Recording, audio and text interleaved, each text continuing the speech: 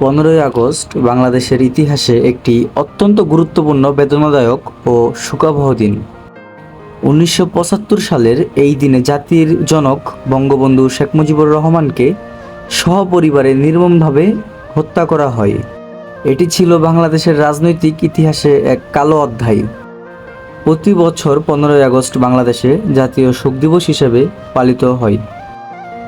দিনটিতে সরকারি ও বেসরকারি প্রতিষ্ঠানগুলোতে কালো পতাকা উত্তোলন, আলোচনা সভা, কুরআনখানি, মিলাদ মাহফিল এবং বঙ্গবন্ধুর স্মৃতির প্রতি শ্রদ্ধা নিবেদনের নানা আয়োজন করা হয়।